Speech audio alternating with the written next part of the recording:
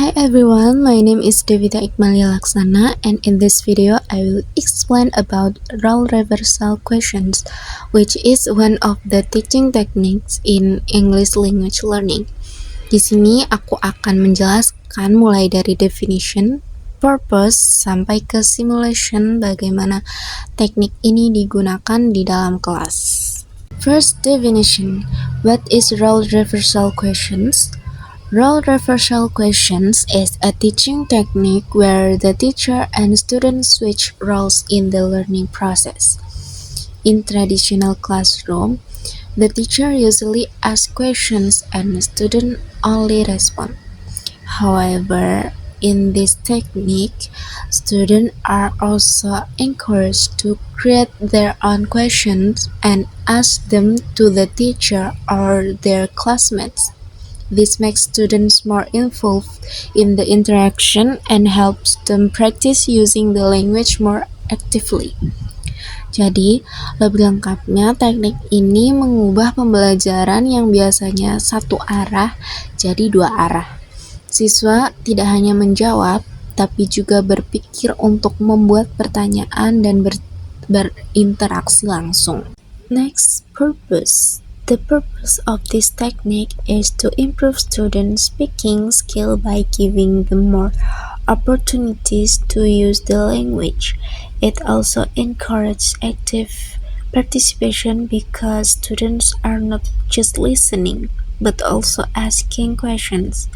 In addition, this technique helps develop critical thinking since students need to think about what questions to ask, and it also builds their confidence in speaking English.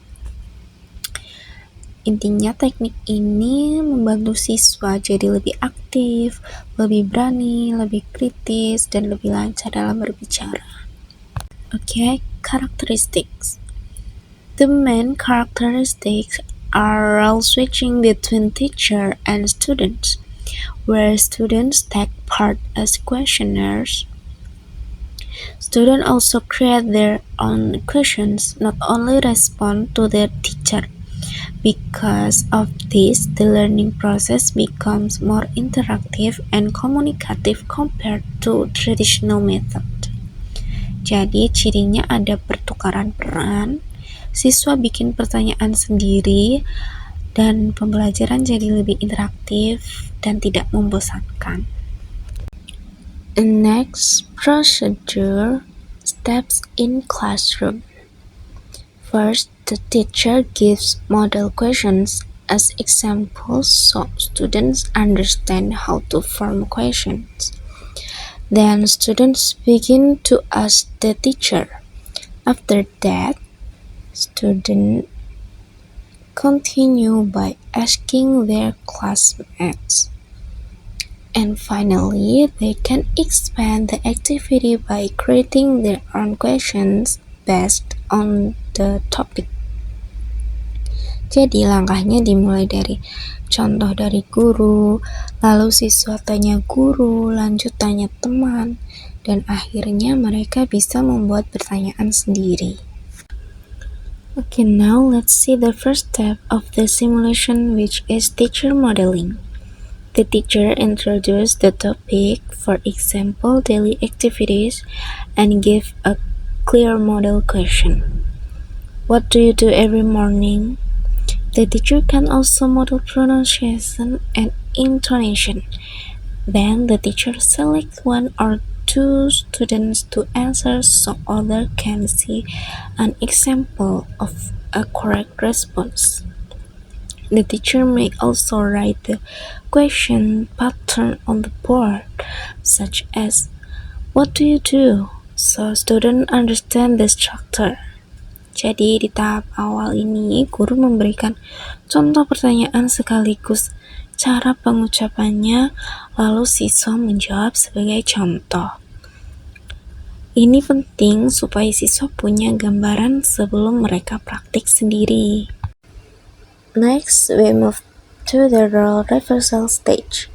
Here, the teacher asks students to take the role of the questioner. One student asks the teacher using a similar question pattern.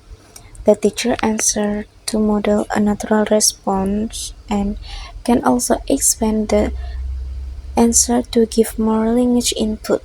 The teacher may guide students by giving prompts like, "Now you ask me," or "Use the same pattern."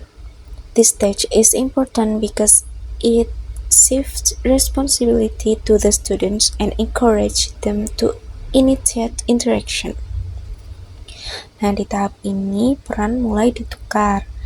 Siswa yang bertanya ke guru tetap membimbing supaya siswa tahu bagaimana cara bertanya dengan benar. Ini bikin siswa jadi lebih aktif. Now, let's take a look at the last simulation. In this dialogue, student A asks a question, "What is your favorite food?" The student B answers, "My favorite food is fried rice."